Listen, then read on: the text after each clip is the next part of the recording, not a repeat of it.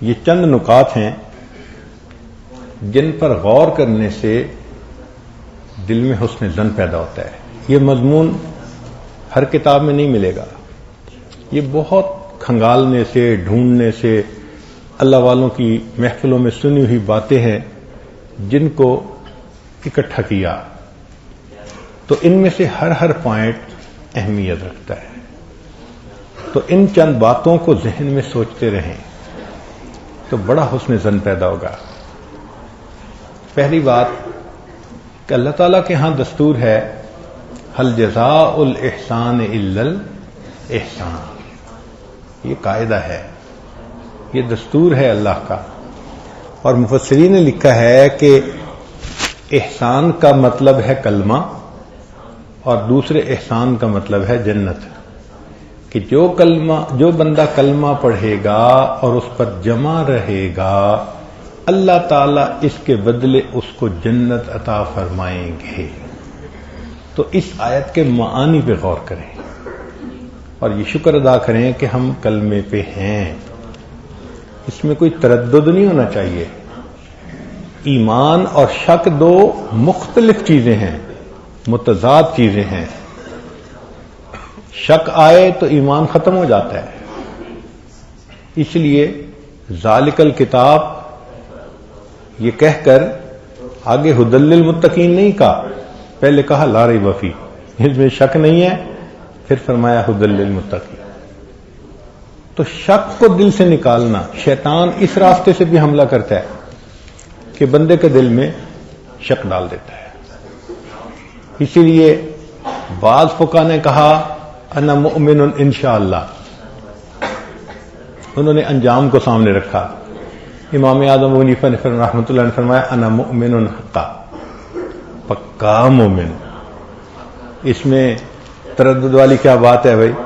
ہے مومن تو ہم پکے مومن ہیں. تھوڑا سا اس میں ڈھیل دکھائی نا تو بس شیطان ایمان سے محروم کر دے گا. اس لیے پکا یقین ہو کہ اللہ کی دی ہوئی توفیق سے کلمہ پڑھا ہے، ہم ایمان والے ہیں، لہذا اس ایمان کے صدقے اب اللہ ہمیں آخرت میں جنت عطا فرمائیں گے. تو اس آیت پر غور کرنے سے حسن ظن بڑھتا ہے. دوسرا وَأَحْسِنُوا إِنَّ اللَّهَ يُحِبُّ الْمُحْسِنِينَ.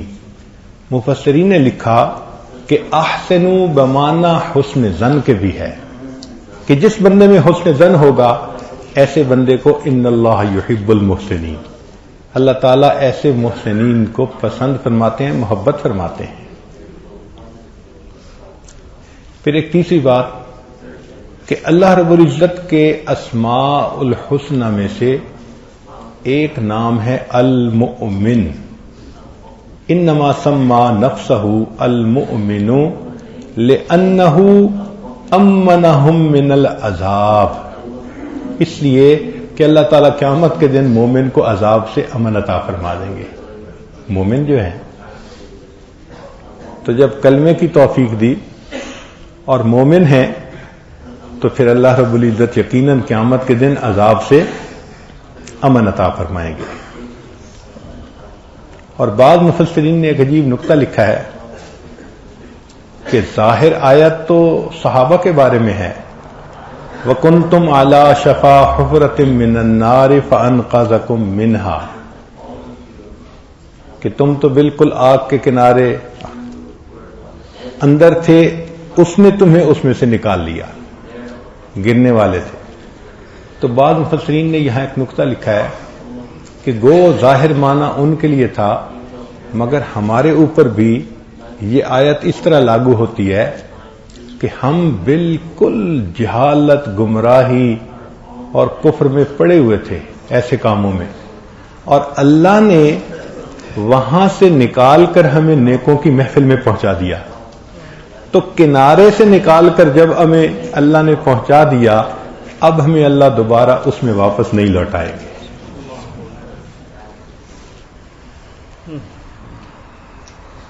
اور بعض مفسرین نے ایک عجیب بات لکھی ہے، وہ فرماتے ہیں کہ قرآن پاک کی آیت ہے ما سلککم فی سقر، یعنی جو بندے جہنم میں جائیں گے تو جنتی ان سے سوال کریں گے کہ ما سلککم فی سقر، تم کو جہنم میں کس چیز نے ڈالا؟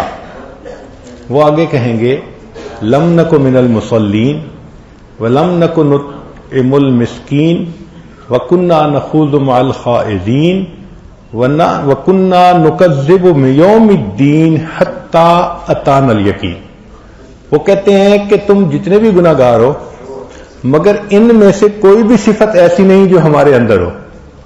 مثلا اللہ کے فضل سے نماز پڑھتے ہیں، مسکین کو کھانا کھلاتے ہیں، اور ہم خاضعین کے ساتھ ایسے اپنے وقت کو ضائع نہیں کرتے، اور ہم قیامت کے دن کو نہیں جھٹلاتے۔ بھئی مانتے ہیں یا نہیں مانتے؟ پکا مانتے ہیں نا؟ کوئی ایسا ہے کہ جس کے دل میں شک ہو؟ تو جب شک ہی نہیں تو اس کا مطلب یہ کہ جو جہنمیوں کی پہچان بتائی گئی وہ ہمارے اندر نہیں ہے۔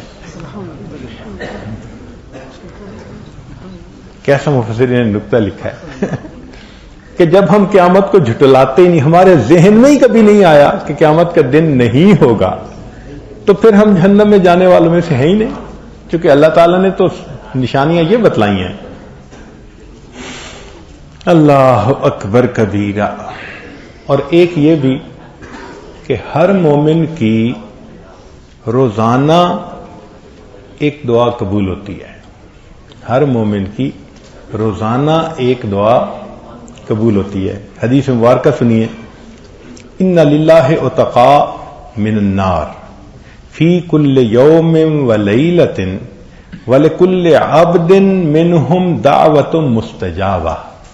ہر بندے کی اللہ تعالیٰ دن میں ایک دعا کو قبول کرتے ہیں۔ تو ہمارے مشائخ نے لکھا کہ جب بھی دعا مانگو اس میں اللہم اغفر لی ضرور کہا کرو، چونکہ جس دن بھی یہ قبول ہو گئی تو مغفرت ہو گئی۔ اللہم اغفر لی کثرت سے کہا کرو۔ ایک بزرگ نے اپنے بیٹے سے یہی کہا تھا کہ بیٹے اللہم اغفر لی کہا کرو، اللہ کے کچھ ایسے اوقات ہوتے ہیں رحمت کے کہ منہ سے نکلی ہوئی بات کو اللہ پورا کر دیتے ہیں۔